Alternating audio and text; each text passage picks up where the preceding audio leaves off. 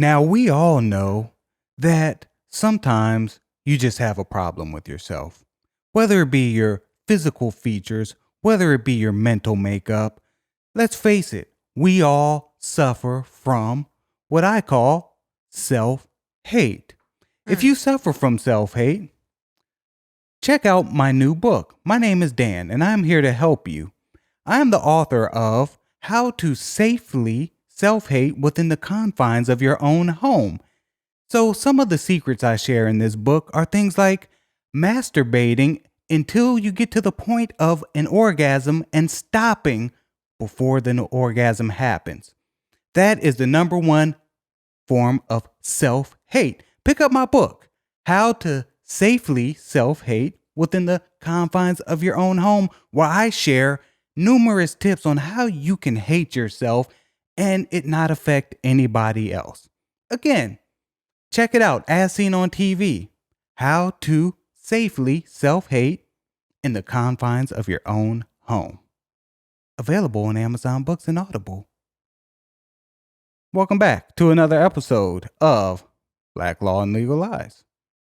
My name is Dan. I am one of your hosts. You can keep up with me on Twitter and on IG at I am Dan on Drugs. Keep up with the show across all social media platforms at Black Law Podcast. And please stop tagging us as a true crime podcast.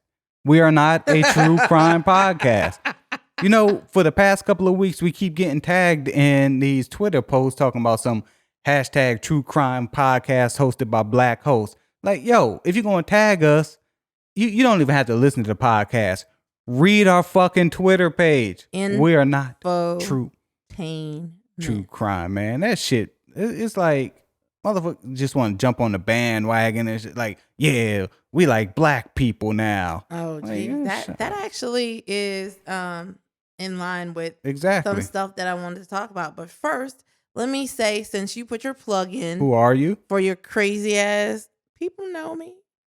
Book. Obviously not if they saying we're a true crime podcast. I'm just Dan, and you can follow me on Twitter at I Tell Legal Lies. And this episode is brought to you by Sipping with Storm. She's a mobile bartender. You can follow her on IG at sipping_with_storm or on Facebook, Sipping with Storm. Great. So tell me, what's in Custom. I have no clue, but it's damn good. It's called the Peach Teeny. It is really, really good. Why is it so red? Isn't peach supposed to be peach? Well, no, not if it's it doesn't have preservatives. Or I'm sorry, red dye number 5. No, I don't know. I don't think this has anything red dye-ish in it, but it's peach flavored, which is why it's called Peach Teeny. Very good. Shout out to Sipping with Storm, man. I mean, I'm not an alcohol type of person, but judging by the packaging, the presentation, I mean, we did cover this a few episodes ago, talking about our people and the presentation of their product. And legitimizing your business. Well, speaking of flavors, right? There is a ban coming up on vaping. Like New York State has already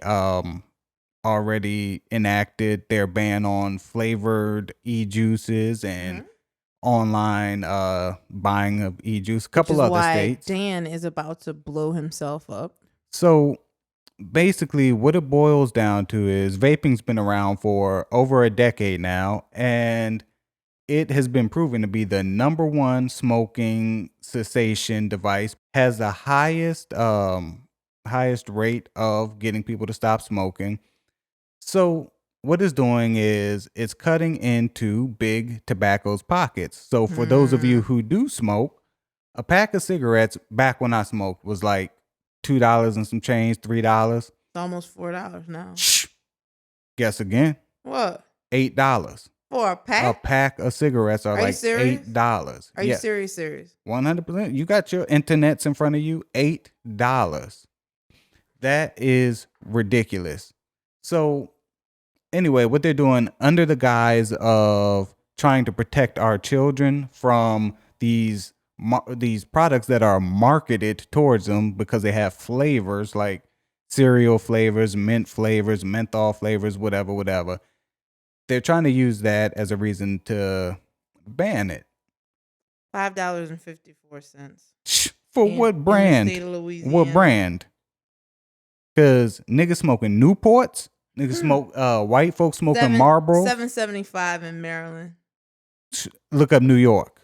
Look up a pack of Newports in New York. That's just like $14.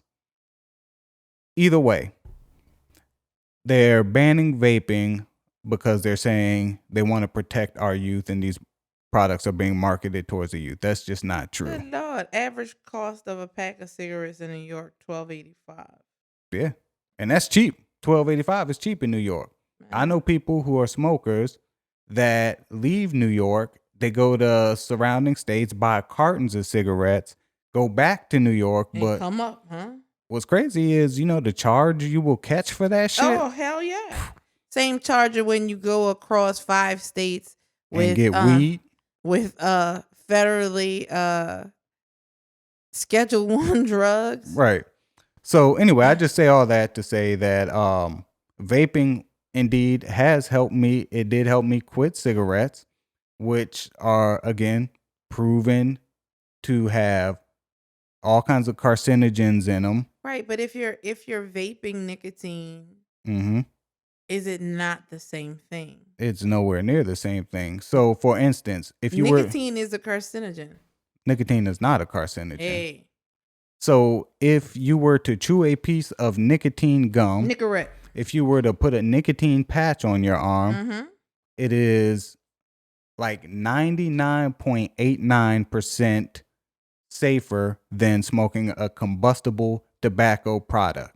Correct. So- See, so nicotine, when it is No, it's not the nicotine. combusted, It is not the nicotine. See, and that's again the problem is people's misunderstanding or their desire to want to understand something man, new. I don't want to understand. Exactly. smoking, I can tell by your cigarettes. line of questioning and by your off-color comments. Oh, I'm off color? Yes. So anyway, I just wanted to say that it's bullshit. It's the tobacco companies, much like the pharmaceutical companies do. They issue these things. FDA issued what are called PMTAs, pre-market tobacco applications. In order to sell any type of cigarette, tobacco, or e-cigarette product, you need to fill out this application, which costs hundreds of $1,000s per thing you want to sell. So things like the nicotine e-juice, the vape devices, the vape tanks, the vape coils, hardware, things like that. You need an application for each one, which can range from $1 to $300,000. Basically, all these shops are closing down, and during this pandemic, there's been a surge in smokers and people turning to traditional cigarettes, which are again proven to be more harmful.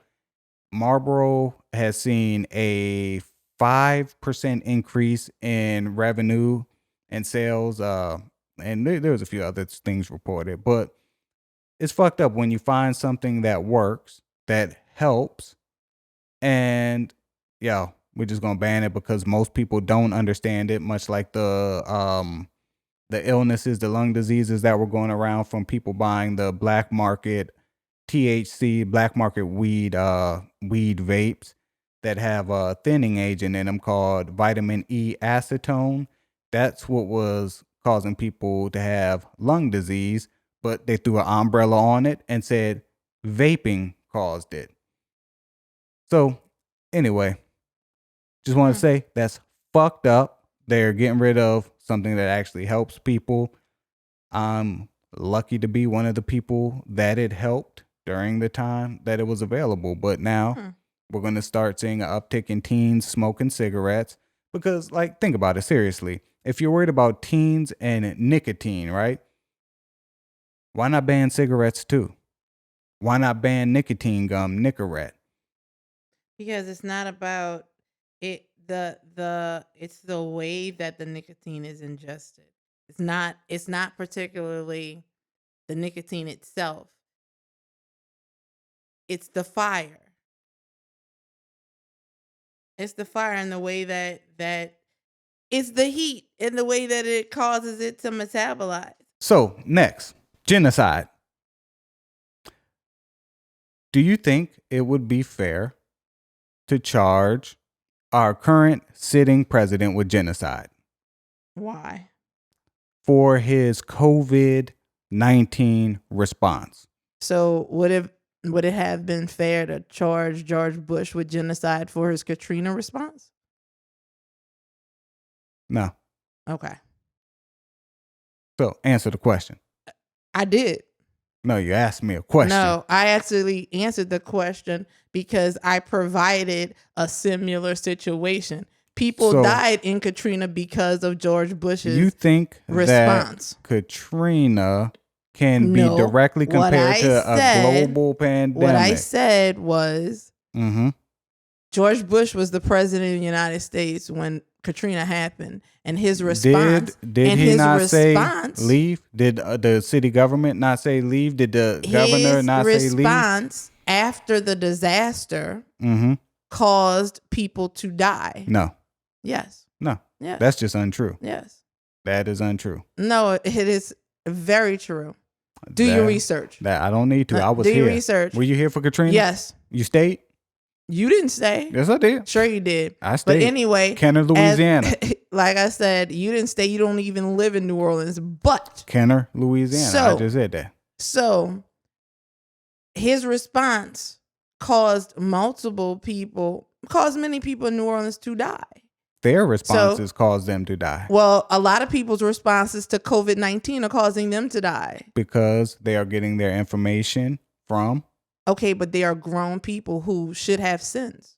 but they are So also listening to the commander-in-chief. Wait, so by your estimation, because the people in New Orleans that stayed in New Orleans wasn't listening, Mm-hmm. they caused their own deaths. Yes. Well, by that logic, people can look up alternate facts if they want to. No such thing. The U.S. is approaching 170,000 deaths from Correct. COVID-19. Yep. And that's just in from CNN. So Right.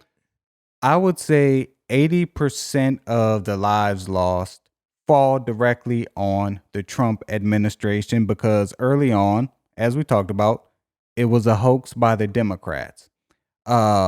Second one was just wait till it gets warm and it'll just, I think, quote, miraculously disappear. Mm-hmm. And this is the same And person that told you to ingest bleach The or bleach Lysol. and the Lysol. Correct. And But then, yet- wait, there's more. Yet, The masks. The masks are silly. And I don't remember the quote on this, but you don't have to wear a mask. If you don't want to wear a mask, Mhm. you don't have to wear a Correct. mask. So all of these do things. do you have sense? Do I? You have sense, right? Are you telling me? No, I'm asking. I'm asking too. That's my question. I Do don't you know. have sense? I don't know. Sometimes you don't. But as far as coronavirus goes and the wearing of masks and the being 6 feet apart Mhm. and other social distancing practices. I don't wear masks. So my question to you though is Mm-hmm. when you go out in public, do you go to the grocery store? No, Correct. So you don't wear a mask because you're not going out in public places. but I do go to bars and nightclubs. No, you don't. I do. No. But Check my once Instagram. I was live once at the strip again, club, Larry so Flint's Hustler Club. if you are Strippers came out looking like welders. a cogent adult and you choose to listen to Donald Trump, then you've basically sealed and signed your own death Okay, warrant. let me just give you a quick little situation here, right?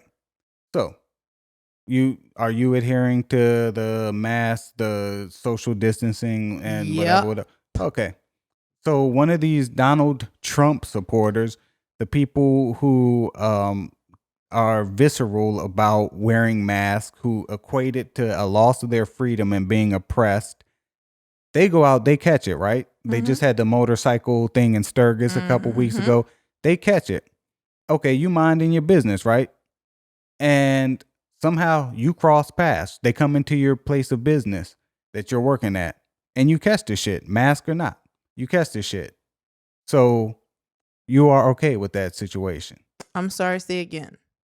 You catch COVID from one of the people who, as you say, don't have any sense. Just because they don't have any sense, it doesn't just affect them. It Right, affects but everybody. you're asking me, am I okay? But if I'm practicing, Right. if I'm being safe, And you still catch it. how would I catch it from them if Mhm. I am being safe myself? It is more than possible. I actually have a sister. She's wearing masks. She has the glass shield up in front of her. She works at a pharmacy. She caught it at work. She was doing everything right. Was there people in her store that were not wearing masks, customers, before the mask mandate? Yes. Right. So it's not out of the realm of possibility. But do you wear masks at home? I do not. Okay. Do you have more than one person in the house with you? I do. Okay. So let's say they go out. They might want to walk the cat or they whatever, walk the dog. whatever the hell they do. They walk the dog. They catch it from talking to a neighbor and then bring it back in the house. Walk the dog all what I'm the saying time. is it does not just affect the one person who, as you said, and you're has no absolutely sense. right. So, but your question was, should he be tried for genocide? Yeah. Should he be charged with genocide? Because I think 250,000 deaths is what we're probably going to be looking at by the year's end. Maybe more. Mm-hmm. That's just unacceptable. So once again, why would he be charged with genocide? Because this falls, his response and the lies, I was going to call them mistruths, but they're just straight out lies that he's telling the American people are causing them to be comfortable, complacent, and they are like still you're going always out saying, here. you have to accept responsibilities for your actions. You are always the one that's talking about people and their actions and accepting the consequences of their actions. Okay, so your action, you're being safe, you're going to work, you're wearing your mask, you come home, and a family member gives it to you. Mm-hmm. That's your actions. Mm-hmm. But once again, if I am listening to Donald Trump, I am listening in spite of the fact that there is ample evidence that Donald Trump is an ass. That's just like people who listen to Jim Jones. That's just like people who listen. Those people aren't affecting otherwise. And they did affect other people, because there are people who are not a part of Jim Jones's organization that died. How would that affect my mother? Let's say. But here's my issue. How could it affect my mother? If you are an adult and you decide that you want to pay attention to what the president is saying and you want to live free or die. And spread it to others who are not following the same. So why is that a Donald Trump thing, though? Why would he be tried for genocide when it's not him? It's the information that he's giving the people. There's alternatives. There's alternate information that I'm choosing not to listen to. Okay, so it is not. It is believe not. It is not Donald Trump. Dr. Stella Emanuel. That's alternate. Well, guess what? Dr. Fauci is as well, and Dr. Deborah Birx is as well. So they should not be considered alternate. The head of the CDC is as well. What you choose to listen to and how you behave in response to that is your issue. All right, so you're moving the goalpost here. So what I'm gonna say is I'm not moving anything. The deaths in America fall directly onto our commander-in-chief, who had Dr. Birx. He had all of the doctors, all of the scientists.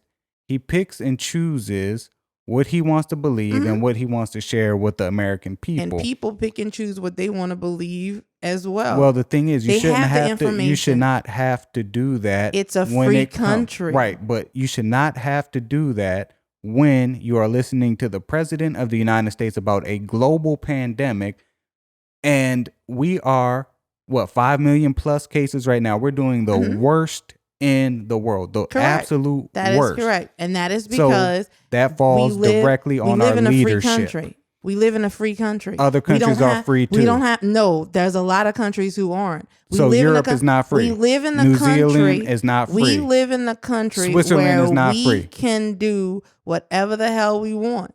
And So we can murder people? because we can. Yup, we face consequences. We do that.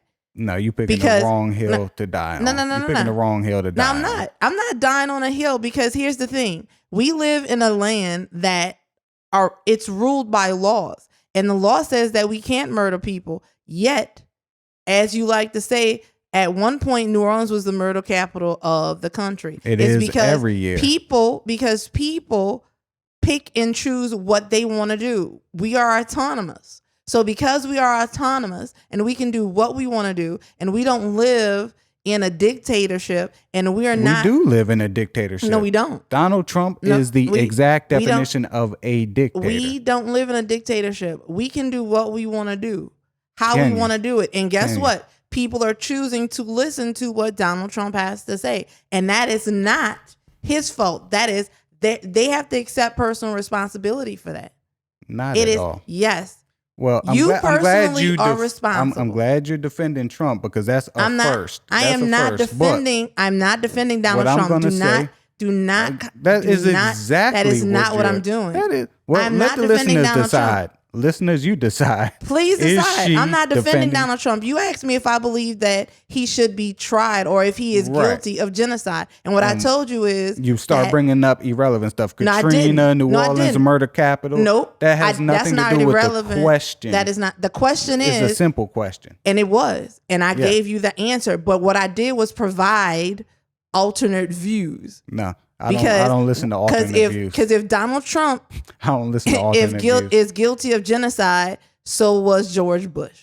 Because his response, because you're talking about his response to the pandemic, George No. Bush's response to Hurricane Katrina. Not at all. People decide if they want That- to listen. You're comparing or apples not. to oranges. I'm not. You cannot I'm not. compare I'm not. a natural disaster where every possible You government had agency, the ability to leave, and yet you stayed. every government agency said, "Get the hell out Right. of there." You're right. So what You're did right. Donald Get Trump out. do? It is a hoax. Get out. It's a plot by the But I can't Democrats. compare. This is why I can't compare them. They're not Because- comparable. Yes, they are. Because government agencies say to get out. So can And Hurricane Katrina and be you compared decided- to a and school shooting? You decided to stay. Can it be Hurricane Katrina be decided to compared stay. to a school shooting? That is not a natural disaster. Why not? Are people not It is natural? not. It's not a Are natural people disaster. not natural? That is a deliberate action by someone,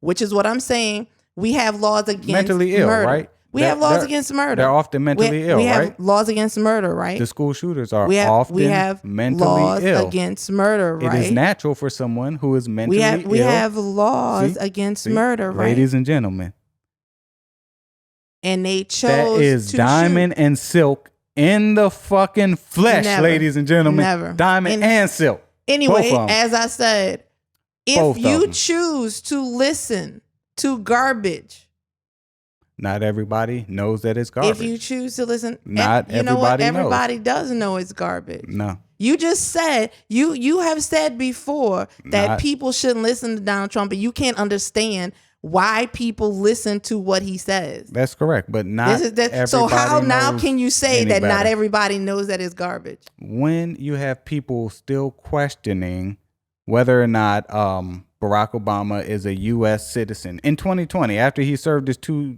terms and his predecessor had served his 2 terms.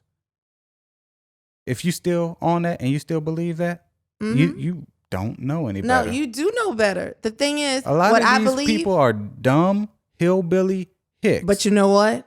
The majority of people who actually support Donald Trump, college educated. They're not dumb. They're not dumb. last episode, you just literally called They're them not- dumb. No, you called them dumb. No. See? You There roll go. it back. Moving called the them dumb as goalposts well. again. You called them dumb as well, so you didn't call them dumb. So I did not. You did not call them dumb. I did not. Okay, we go listen and say. We definitely go listen every and week, say. every Tuesday, new episode.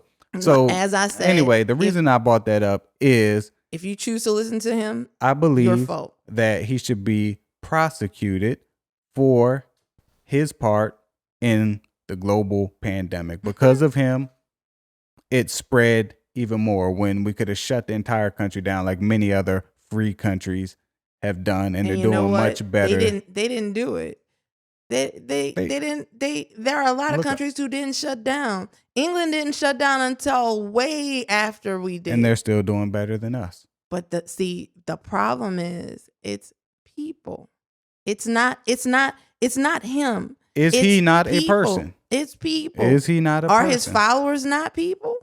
I don't consider them to be, no. Just like you consider them to be dumb. I would never call anybody dumb. And you called them dumb. So, speaking of dumb, Kamala Harris. Her name is Kamala. Her name is Kamala because you know what? I identify with my black sister. And that's the problem. That is the problem. Her name is Kamala. Look, I know her personally. Yeah, sure you do. And that me and Kamala go way back. So one of the things we brought up on the last episode is how black women have it harder in especially in the workforce or in politics, right? Since announcing his VP running mate, have you heard anything bad about Joe Biden? Let's say in the news cycle over the past week. Have I heard anything? Yeah. All right, go ahead on.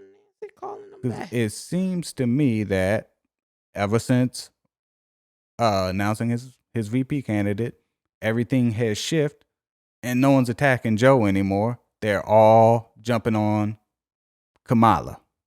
Kamala historically, your VP is your bulldog. So you attack the attacker. Her role is to attack. So I'm seeing all of the pundits now switching gears, and they're attacking her. And most of the attacks that I've seen, they're not necessarily about her policies, her politics, or anything that she's done, I guess, professionally. So a lot of the criticism that I'm seeing is, and you hear this a lot, one being a woman, two being a black woman, is who she's sleeping with, how she slept her way to the top. All right, is this from media people or from everyday Joes? Both actually. How she was fucking when she was 30, she was fucking a dude that was 60, he was like a judge or some shit. I didn't pay too much attention, but there's pictures of her now with him circulating, how her grandfather was a slave owner in Jamaica. What was his name? Harrison or some shit. 100%. And the reason why they can do that, but I mean, you think about it, that's anybody who is in politics or entertainment or anything of that nature. Your whole life is free game. There's nothing off limits. Your children, your husband, everybody. I mean, what they're doing is not new. No, but what they're doing is because it's a black woman, much like when Barack Obama was running for president, thing that Hillary Clinton. It was more disrespectful, questioning their birthplaces. That's, as far as I'm concerned, that's the only time I have ever heard that at any time as far as a presidential candidate. Barack Obama and now Kamala Harris. So, and what's crazy is they've infiltrated the black community, and this is what bothers me more than anything. White people going white. That's what they do. But they're infiltrating our community they tried this with Obama, it didn't work, but it's actually working now with Kamala because she's a black woman. And that is, she's not really black, you know? She's not African American. I mean, she's Jamaican and what's it, Indian? Indian. She's Jamaican, and so she's not really a African American. And now that's all you see is the Hotep niggas and these other motherfuckers post. Well, she ain't black. She ain't black. See, if he wanted to pick a running mate that's black, he should have picked X, Y, and Z. See, he just trying to use her, and she not even black to get the black votes. And like, But seriously, they did that to some degree with Barack Obama as well. yeah, They but they, not they as hard as they're going at her. but the And this thing is just the first week. But this is always, if you think about it, that is not anything new. That is in the black community, that is a big issue, a big problem that we have. We have what I've always called crab mentality. You can't see somebody doing well. You always have to try to cut them down because it's why they think they better than us. They not better than us. And what better way than to cut somebody down is to doubt their blackness. So, I mean, or doubt their identity What and how they identify. as black people, now you would think that regardless, a person of color, regardless, that we would be empathetic to who they are, right? Man, You once would again, think. why? You would think. Why? I never think that because Because- once again, our history says something different. I want black people to win. That's bottom line. I don't Our care. history says something different. I want black people, I want minorities to win. And I would personally, and I'm only speaking for myself now, I would never go out of my way to try to discredit a person of color, especially when it comes to their ancestry. You saw how long Rachel Dolezal got away with the shit, right? Because no one fucking questioned it. But it's like now, okay, it starts with the H. I forget his name, her grandfather. But he was a slave owner in Jamaica. She was born elsewhere. She's a something to the effect of her vagina. Wait, they talking about a vagina? What? It is. I can't remember the exact quote, but it is. Wait, it was a literal Capital- vagina Yeah, quote. They said vagina. yeah, capitalistic. She had a capitalistic vagina or something like that. Oh, And because then- she slept her way to the Yeah. top. And then you have people bringing up her job as the DA, right? Mm-hmm. She locked up A whole bunch of black folks. yeah, Mhm. for weed and drugs and this, that, and the other. She truancy. She But once again, that was all expected. I mean, she expected that. I can tell you right now, everything that is being thrown at her, every piece of mud that is being slung, all of this has been discussed and they've come up with strategies to combat. This is not Sure. this is not anything that they did not know that was going to happen because I would it's- expect that from it's white people happening. Why? because white people are going to white. But I Once would not again, expect black that. people are going to black. And I would not and expect that from I don't black understand why you keep saying you never expected that from black people people. because I didn't. That is inherent in our history. That is, we have been taught.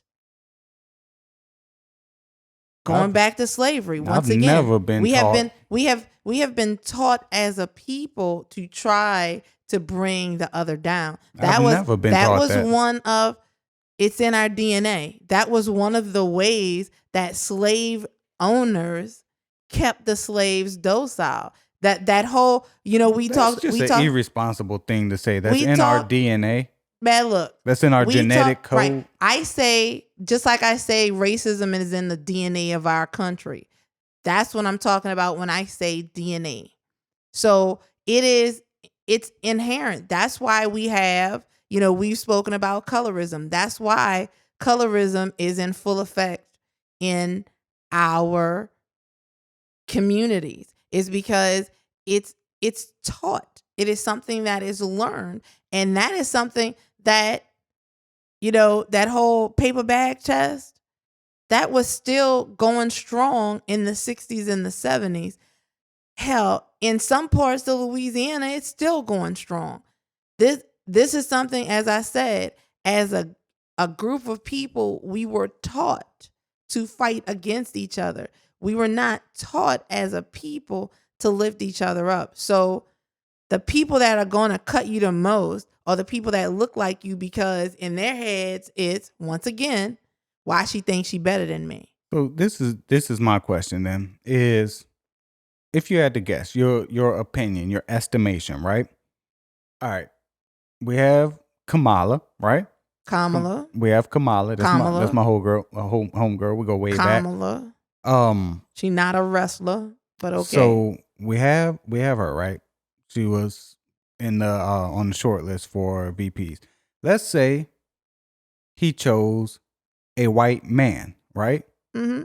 Then what niggas would have been saying? Because I guess bottom line is, no matter what you do, you cannot. Damned if you do, damned if you don't. Niggas then is gonna be mad at something. Then it would have been, I can't believe he didn't pick a black woman. He's a racist, and Kamala absolutely. was right when she called him out on stage. This, that, and the other. So no matter what you do, niggas not gonna be happy. So it gets to the point in our DNA once again, where, I mean, people always wonder why.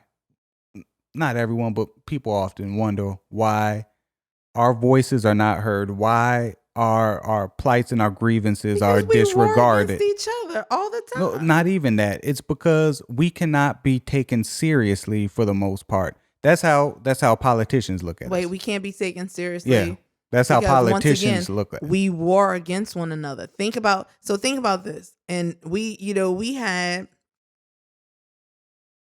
a couple of shows ago, we had a discussion about black on black crime. On how that's a farce and it's just proximity crime, yes. Right. So I'm saying that, and I'm using that because you're talking about politicians and not taking, and how they don't take us seriously. Same situation. If I turn around and I start talking, or I start denigrating someone in one breath, and then the next breath I say, help me. So what we do, and I'm saying we in general, because it is something that we are prone to do. As I said, that whole crab mentality thing, we are learning now to build each other up, but for so long we've been taught to pull each other back. We police ourselves. Is a form of self-policing. We police ourselves to the point where I don't need you to be an uppity nigger. So in order for me to make sure that you're not an uppity nigger, I need to drag you down a step or two.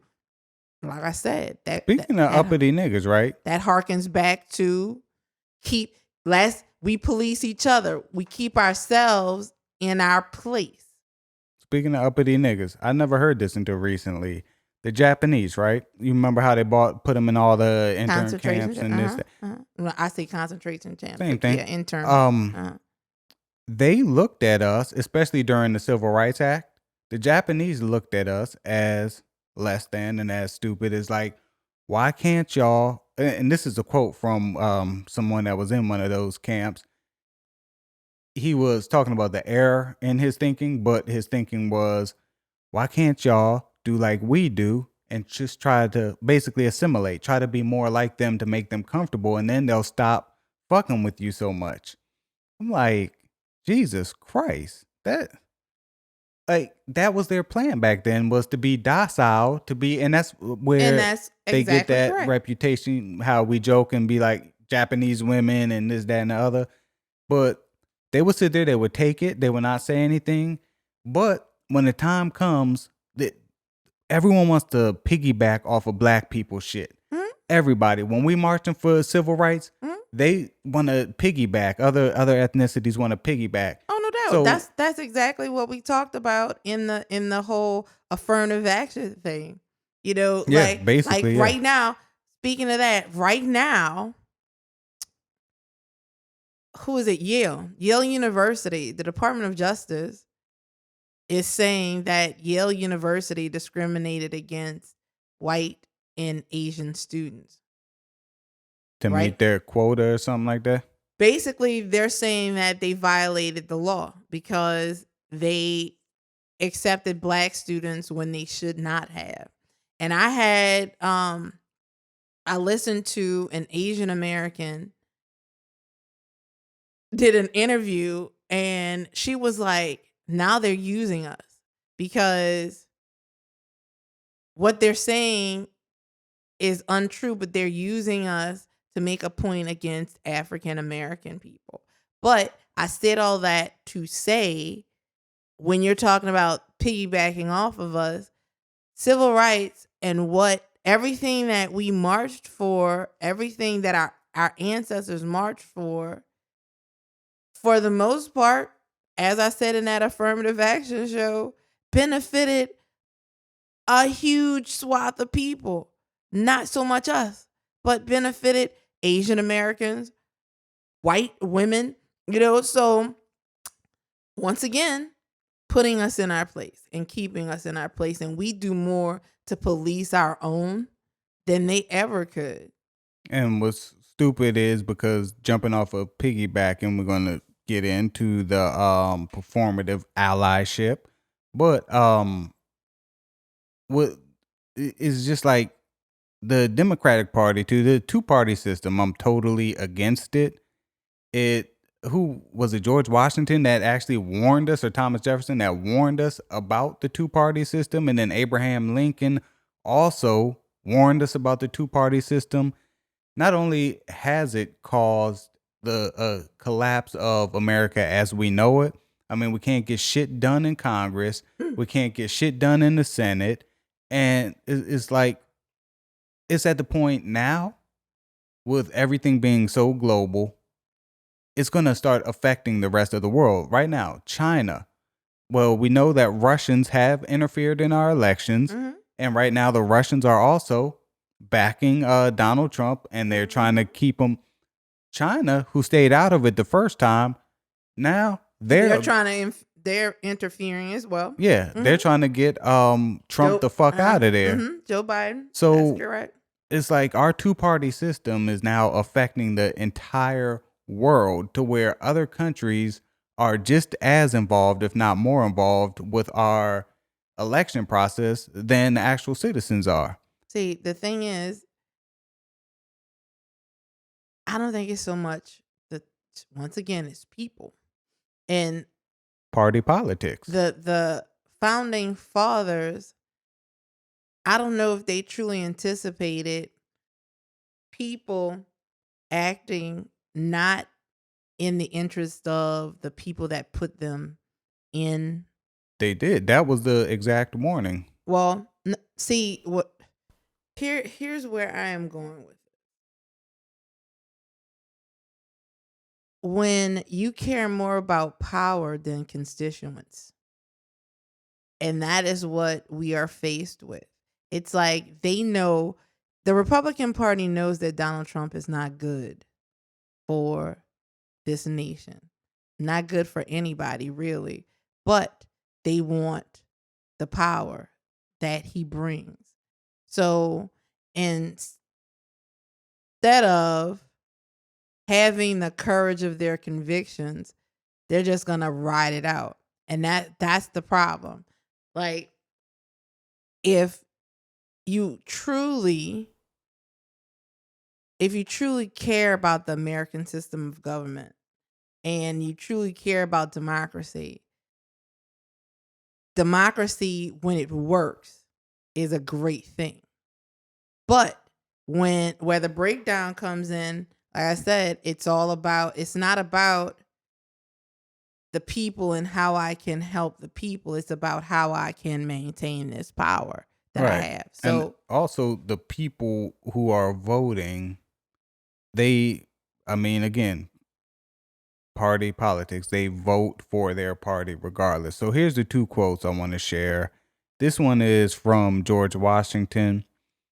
However, political parties may now and then answer popular ends, they are likely in the course of time and things to become potent engines by which cunning, ambitious, and unprincipled men will be enabled to subvert the power of the people.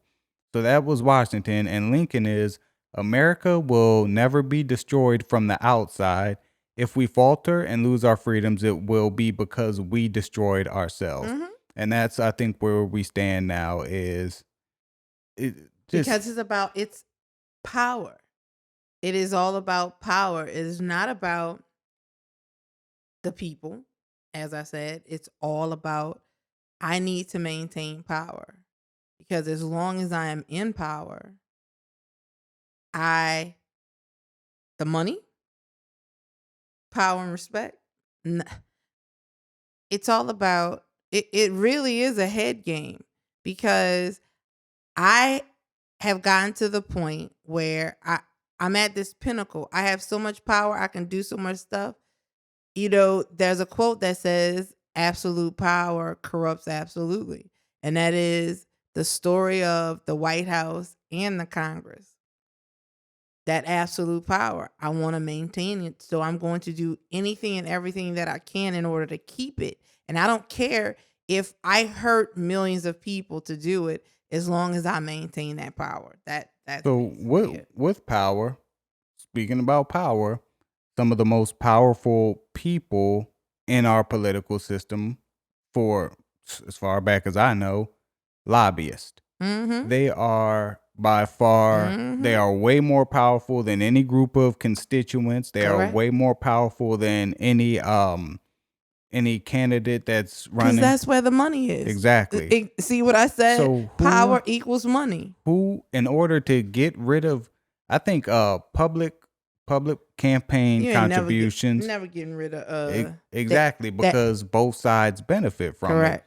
So Democrats, they benefit from it. Republicans benefit Correct. from it. So neither one will step up to the plate and Correct. say, we need to get rid of lobbyists. Mhm. We need to. So again, the downfall, I agree with Abe Lincoln, the downfall of our country is From going to within. be us. Absolutely. I mean, and that is, you know, going back through history. That's always, and not just the history of our country, the history of anything and everything. You look at how the Roman Empire fell. They It were was from stretched too thin. And exactly. yeah. Exactly because they wanted more power. So I in this just was saying, you niggas ain't never gonna be happy, no matter what. It could be Kamala today, it could be Jerome Johnson tomorrow, Jesse Jackson. It don't matter. Niggas ain't never gonna be happy. You're gonna find some shit to talk shit about, especially when it comes to somebody that looks like us. Instead of talking all this shit, I'm not voting, or I'm voting third party. First of all, third party, Is a vote for Donald Trump. I'm stay your telling you. stupid ass home. No, don't do that. Because let me tell No, you if you're something. gonna vote for third party, stay your stupid ass home, No, because because you know what? especially during a pandemic. Man, even that is a vote for Donald Trump. I tried to tell people No, that I think you're not hearing me correctly. what? If you are going to vote third party, don't bother showing up to the polls, because we're in the middle of a pandemic. If you're not voting for a viable candidate, don't bother exposing People people to and making these right. lines longer. I get that, but a non-vote is a vote for Donald Trump. I just want y'all to know that. A vote for a third party candidate is a vote for Donald Trump. We saw that in this past election. What I was gonna say when you said black people, as far as satisfaction, it is 100% about reprogramming our brains. It really is. Got to start somewhere. We honestly have to reprogram ourselves. And that whole reprogramming is about being happy when you see somebody making it That to looks like you. correct. It's like, don't look at them and in your head say, oh, that bitch thinks she too much. Or why he think he got that. He ain't got, don't do that. And you know what's crazy is, and I'm saying that I'm including myself in that because once upon a time, I did stuff like that. So being honest, I did things like that. I would see people and go,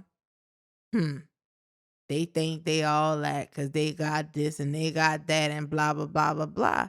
And then I had to check myself because it's like, wait a minute. Why am I even doing that? Because, you should look at successful people and say, how did they do that? Let me find out and see if I can walk in their footsteps.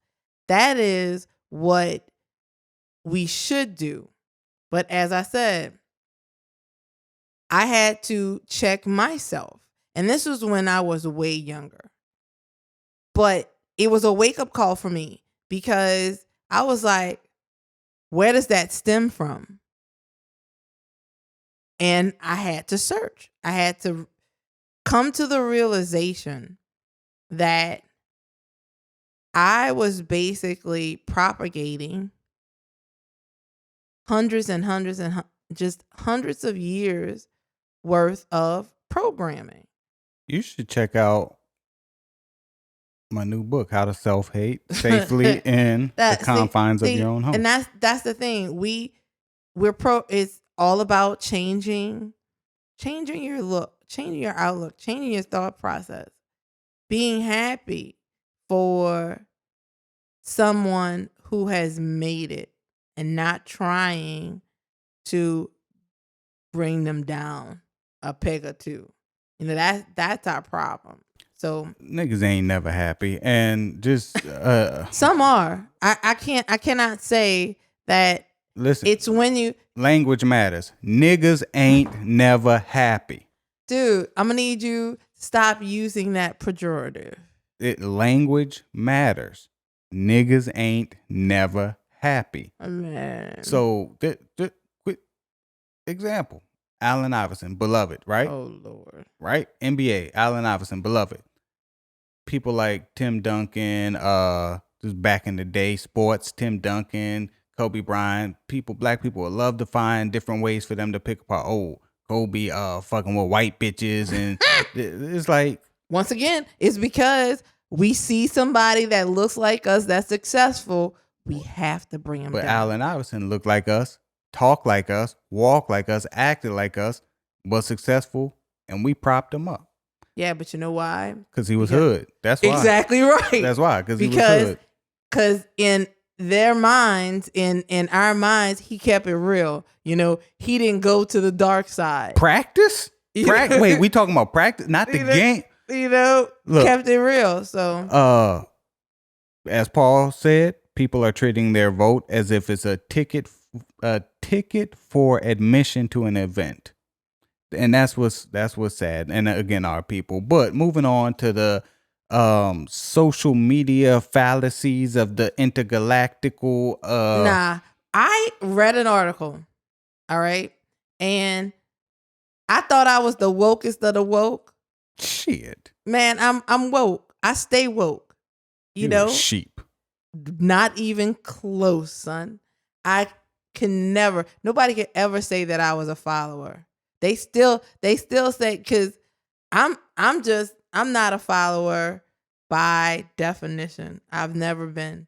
But when I said I thought it was woke, not terminology. I came across something new and I was like, damn, where the hell this came from? I'd never heard of this particular term. So I presented it to Dan and neither had he. So I'm like, well, damn, let's talk about this. tell me, tell me if y'all have ever heard of it. I'm sure some of you have.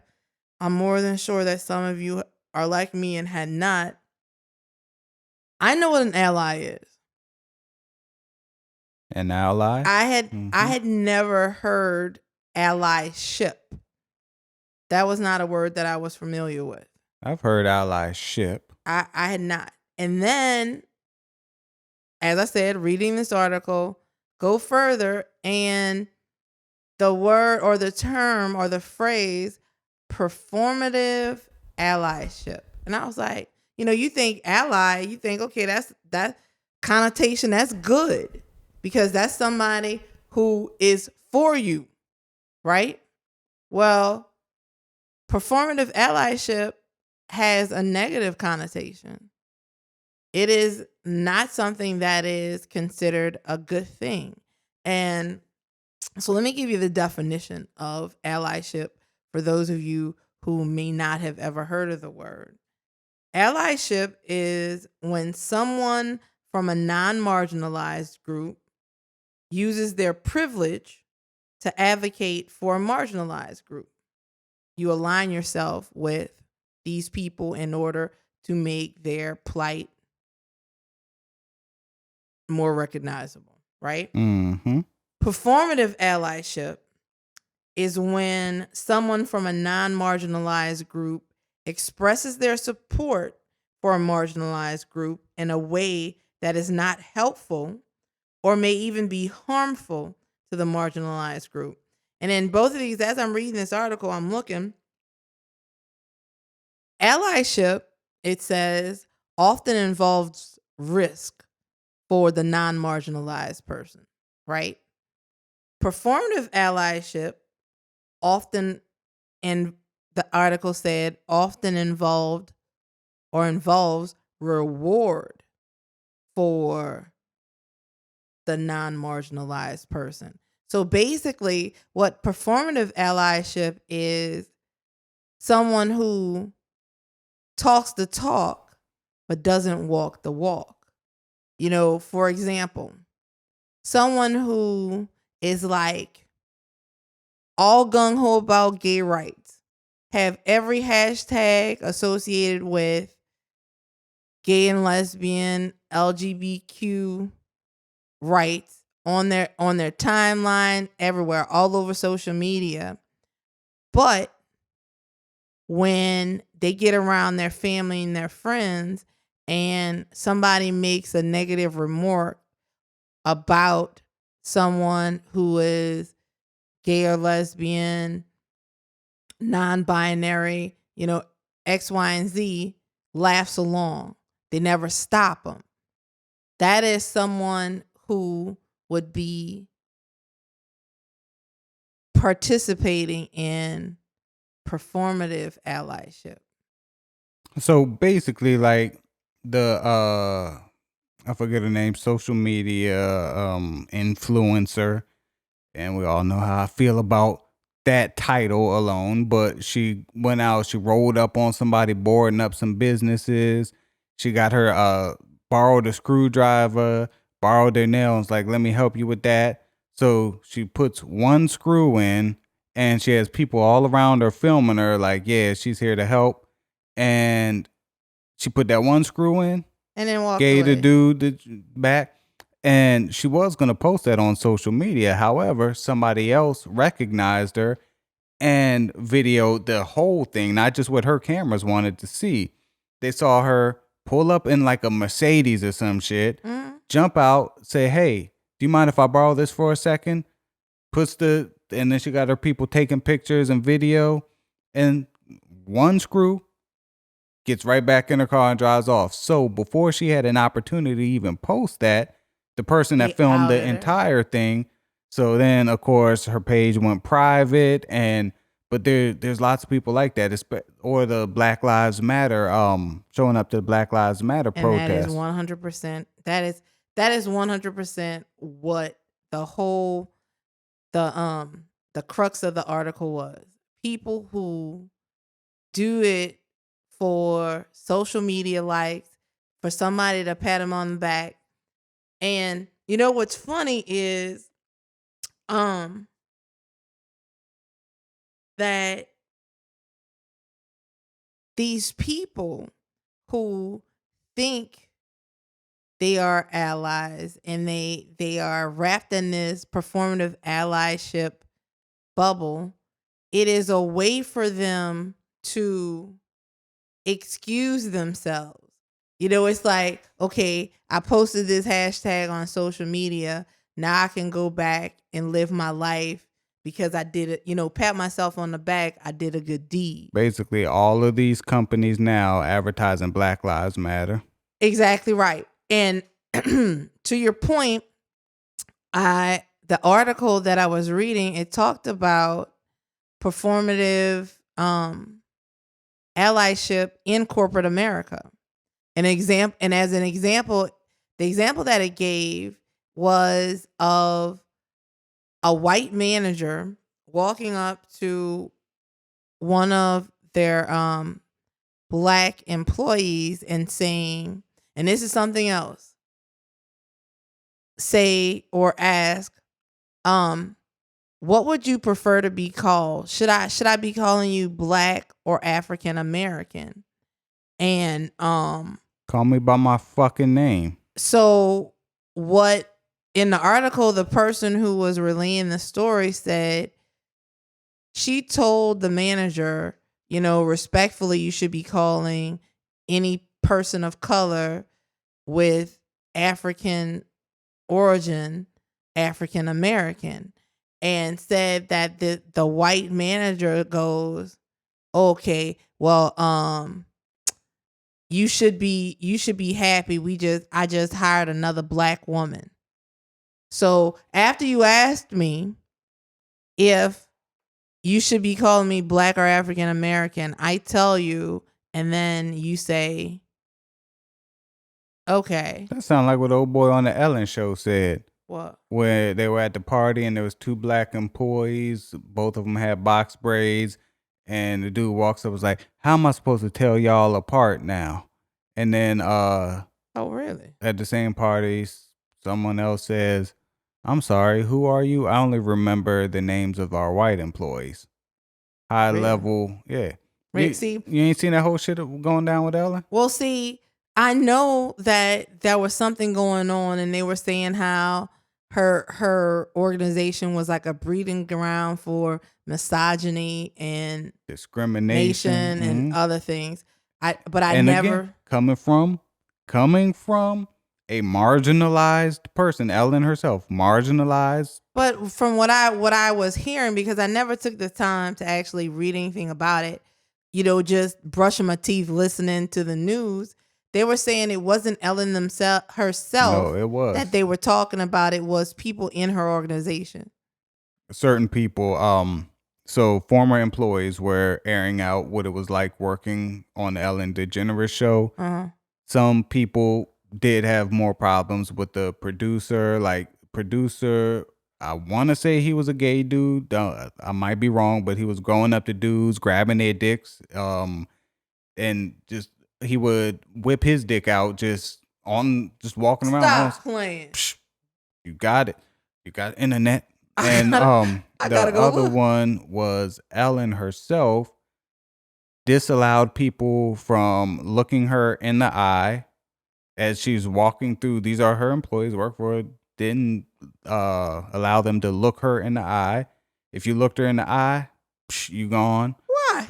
'Cause what? Like you? I don't know. You're a plebe and you can't look me in the eye. I don't know. Ellen always seemed phony to me. Just her whole persona, because unlike a lot of people, I remember Ellen from the 90s. Mm-hmm. And the Ellen we're seeing today, you could say growth, but it's just phony. Yeah, well, That bitch. So yeah, there's a lot of it has to do with just the work environment as a whole. And she would even say to people that this is the best job you're ever going to get. So all this shit, this toxic work environment, you deal with it because this is the best you can do. And they would hire people with little to no experience to keep them in order to say, yeah, you don't have any experience, you don't have any education, you might not have this, it really is the best job you're gonna get. Yeah, pretty Well, much. So on that note about the performative allyship in corporate America, some more examples they gave. Something that the Black Lives George Floyd's Diversity training. George Floyd's death and the resurgence of Black Lives Matter and protests and this social reckoning talked about how you said diversity training and all these other things that corporations do, yet they don't have people of color in leadership roles, Nope. right? It's like you don't have CEOs and presidents and vice presidents and people in the executive suite who look like us. But hashtag Black Lives Matter. And, we as Coca-Cola Coke actually did something like that during apartheid. They were like, we're behind the people, yet you were still in South Africa oppressing people. Random trivia. Do you know why black people like Pepsi more than Coke? Because of the whole apartheid thing. Nah, in the US. I don't know. Pepsi was the first cola company to market to black people, to include black people in their marketing and advertisements.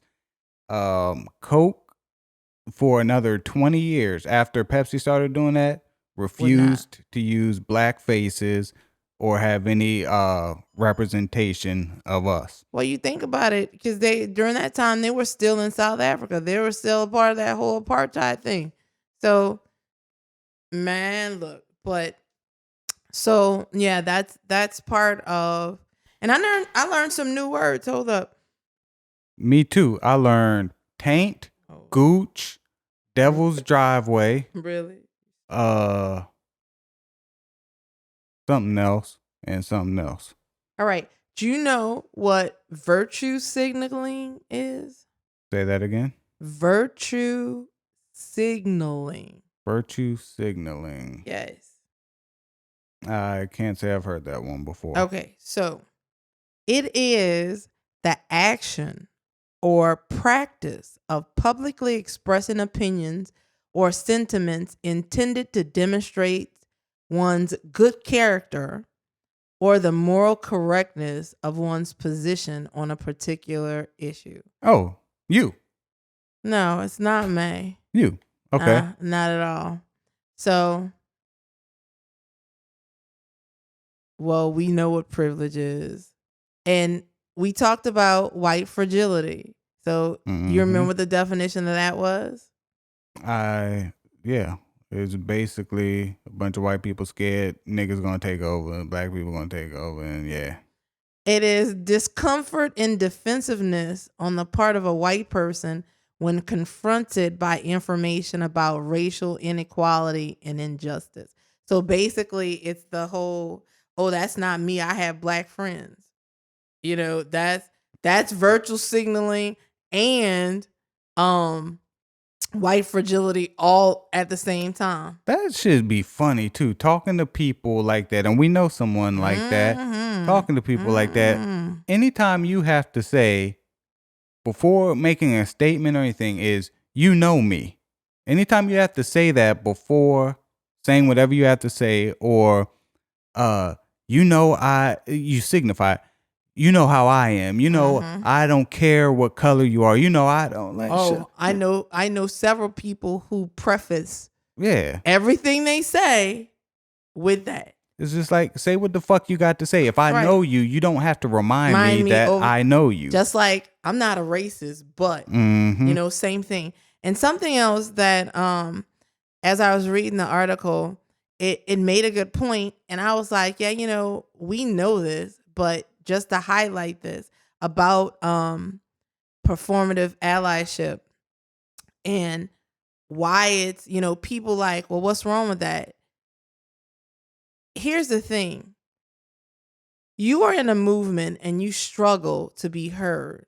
And then you have this white knight, this savior who comes in and says and does the exact same thing that you've been doing for years and years and years, and they get accolades. They get accolades, they get rewards. So, you see them publicly get a pat on the back for something that you've been doing for years and years and years. That's like old girl from I mean, it's not really the same, but the whole Rosa Parks situation where Rosa Parks did it once and she was the face of the movement where Mm-hmm. there was another young lady that had been doing that for quite some time.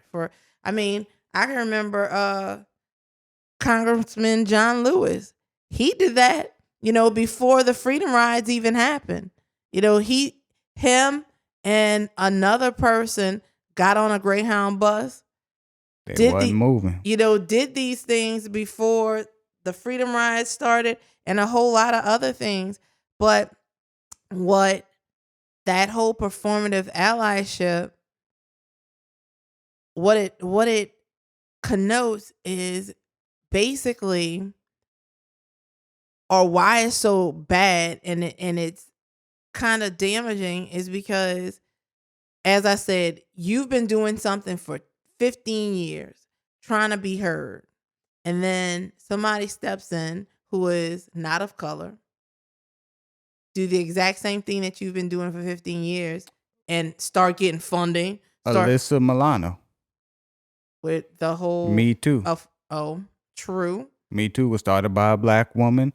And it was kind of quiet under the radar. Alyssa Milano blew it up, and she actually got credit for it. And I think at some point she even said, "Look, no, I didn't.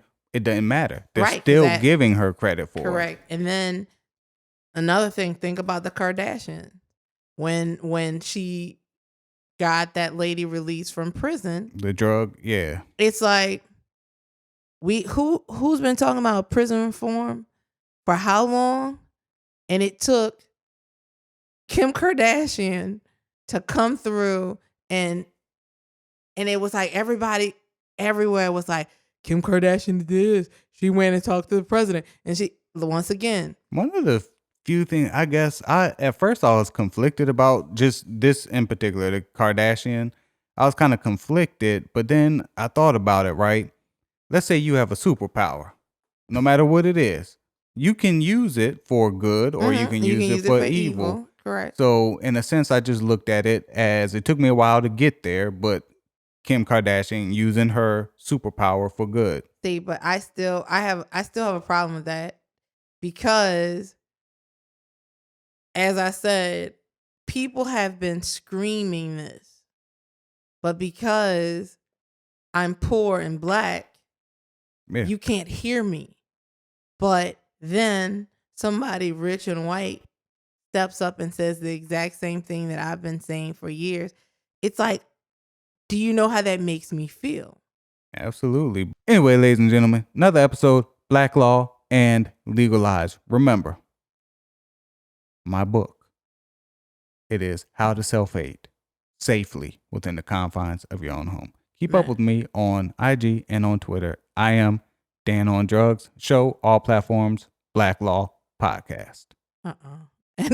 And now I'm just staying, and you can keep up with me at I Tell Legalize on Twitter. Keep up with Sipping with Storm, Facebook and IG. It's really good, y'all.